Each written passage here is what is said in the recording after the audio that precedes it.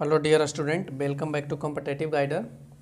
Competitive guider channel में आप सभी का स्वागत है। आज के इस वीडियो में हम लोग देखने वाले हैं क्लास 9th का अर्थशास्त्र का चैप्टर नंबर 6, जिसका नाम है कृषि मजदूरों की समस्याएं। ये भारतीय भवन बुक का सीरीज चल रहा है। आप सभी इसका प्लेलिस्ट वीडियो के डिस्क्रिप्शन में चेक कर सकते हैं। जो चैप्टर 1 से लेकर के 5 तक है, वहाँ यहाँ पे आपको अच्छे से सॉल्यूशन मिल जाएगा।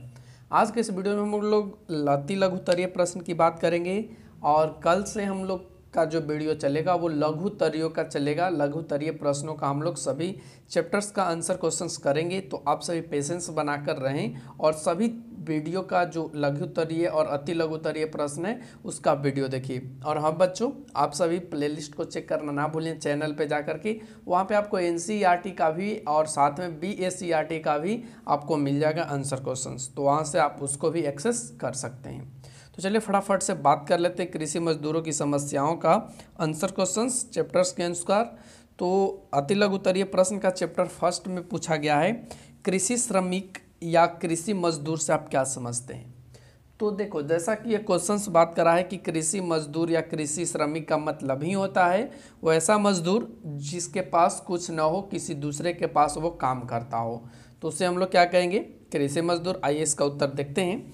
हमने लिखा है कि कृषि श्रमिक या कृषि मजदूर से हमारा अभिप्राय ऐसे व्यक्तियों से होता है जो कृषि या कृषि से संबंधित अन्य धंधों में किराए के मजदूर के रूप में कार्य करता है। किराए के मजदूर कहने का मतलब जैसे ही वो काम करेगा उसके बदले उसको उचित पारिश्रमिक मिलेगा, उचित मजदूरी मिलेगा, तो ऐसे लोगों को हम लोग कहते हैं कृषि श्रमिक या कृषि मजदूर। चलते क्वेश्चन नंबर 2 पे। क्वेश्चन नंबर 2 में कहा है, भूमिहीन कृषि श्रमिक किसे कहते हैं। भूमिहीन कहने का मतलब जिनके पास जमीन नहीं हो वो किसे कहते हैं, वो ऐसे कृषि को क्या कहते हैं।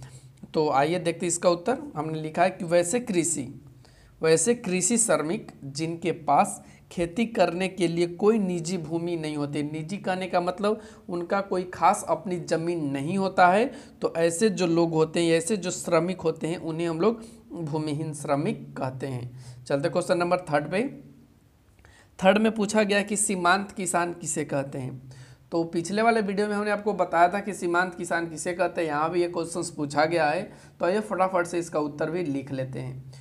तो हम लोग सीमांत किसान जानते हैं कि जिनके पास 1 हेक्टेयर ज़मीन हो यानी 1.5 एकड़ भूमि हो, तो ऐसे किसान को हम लोग सीमांत किसान कहते हैं। तो देखिए यहाँ पे हमने उत्तर लिखा है कि वैसे किसान जिनके पास 1 हेक्टेयर यानी 1.5 एकड़ से कम अपनी निजी खेती करने के लिए भूमि होती है, तो उन्हें हम लोग सीमांत किसान कहते हैं। चलते क्वेश्चन नंबर 4 पे। 4 में पूछा गया है कि बिहार में कृषि श्रमिकों की क्या स्थिति है।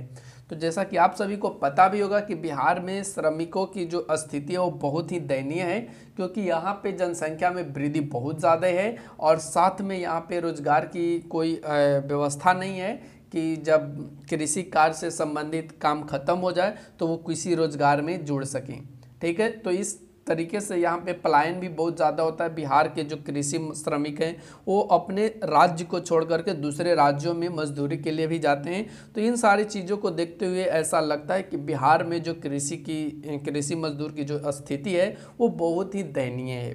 तो चलिए इसका फटाफट से उत्तर लिख देते हैं। हमने लिखा है कि बिहार में कृषि मजदूरों की संख्या बहुत अधिक है और उनमें निरंतर वृद्धि ही हो रही है, यानी उनमें कमी नहीं हो रही है, जिससे रोजगार का नहीं मिलना बहुत ही दयनीय स्थिति है।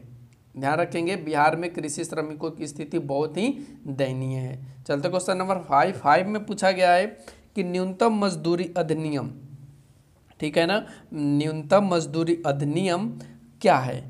अभी सरकार द्वारा निर्धारित कृषि श्रमिकों की न्यूनतम मजदूरी क्या है, यानी जो अभी वर्तमान में श्रमिकों की जो मजदूरी चल रही है न्यूनतम मजदूरी, वो क्या है और ये क्या है न्यूनतम मजदूरी अधिनियम, जिसको हम लोग मिनिमम वेजेस एक्ट भी बोलते हैं। तो चलिए इसका उत्तर देखते हैं। तो हमने यहाँ पे आपको बता रखा है कि जो न्यूनतम मजदूरी अधिनियम है वो सरकार द्वारा पारित एक श्रम करने का मतलब मजदूरी कानून है, मजदूर से रिलेटेड एक कानून है जो कुशल तथा अकुशल श्रमिकों को दी जाने वाली मजदूरी को निर्धारण करता है।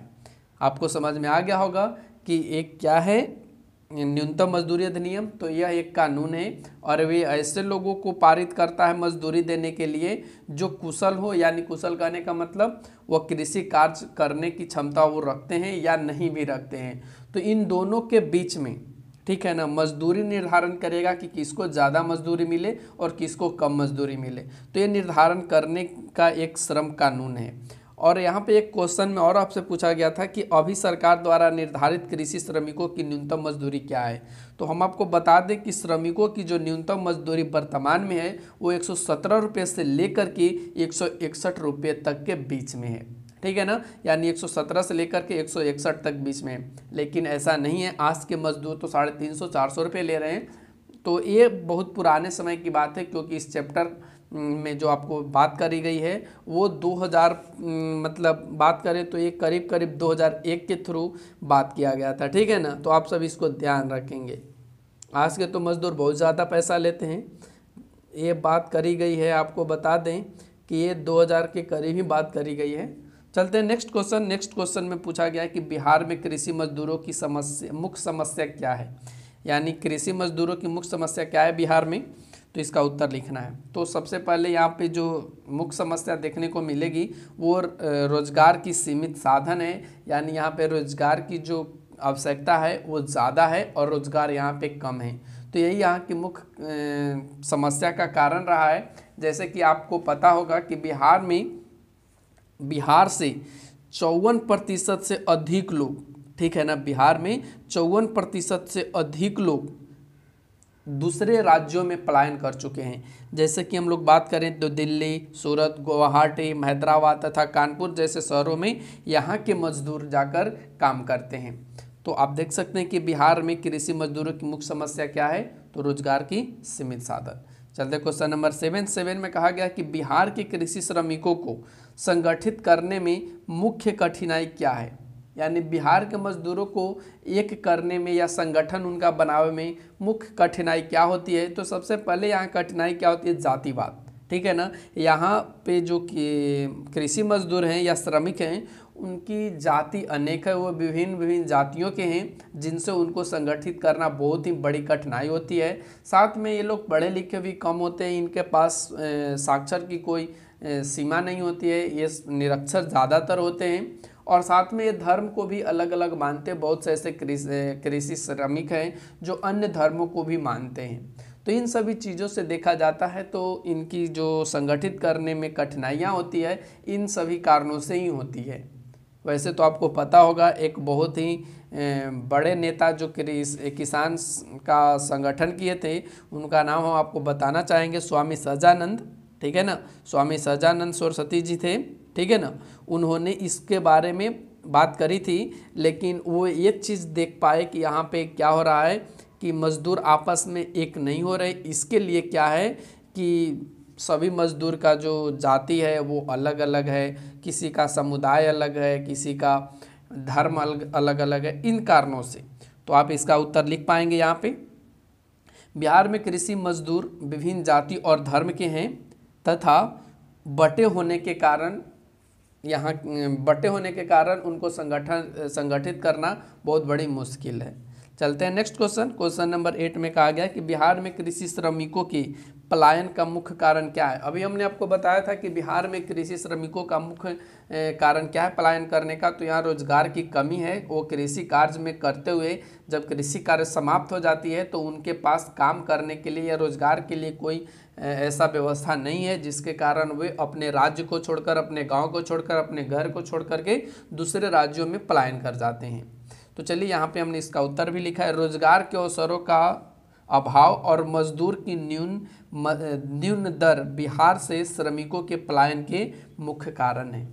तो आप इसका उत्तर लिख पाएंगे। चलते क्वेश्चन नंबर 9 में पूछा गया है कि बिहार के किस क्षेत्र से कृषि श्रमिकों का अधिक पलायन हो रहा है, यानी बिहार के वो कौन सा क्षेत्र है जहाँ से ज़्यादा मजदूर जा रहे हैं। तो जाहिर सी बात है कृषि क्षेत्र से जा रहे हैं, क्योंकि यहाँ पे कृषि क्षेत्र में न्यून मजदूरी है और साथ में कृषि कार्य समाप्त होने के बाद कोई यहाँ पे रोजगार की व्यवस्था नहीं है। तो यहाँ पे उसका उत्तर लिख लेंगे कृषि क्षेत्र से। चलते हैं क्वेश्चन नंबर 10 में पूछा गया है कि कृषि श्रमिकों के पलायन से उनके परिवार के सदस्य किस प्रकार प्रभावित हुए हैं।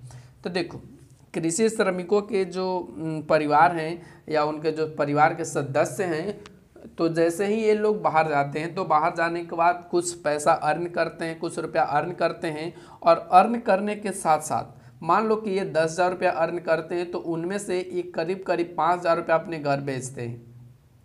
तो ये 5,000 रुपया लेकर के जो उनके परिवार वाले होते हैं वो बहुत खुश होते हैं, उनका रहन सहन थोड़ा सा बदल जाता है, और बच्चे वगैरह जो भी उनको पढ़ाई लिखाई अच्छे से हो पाती है।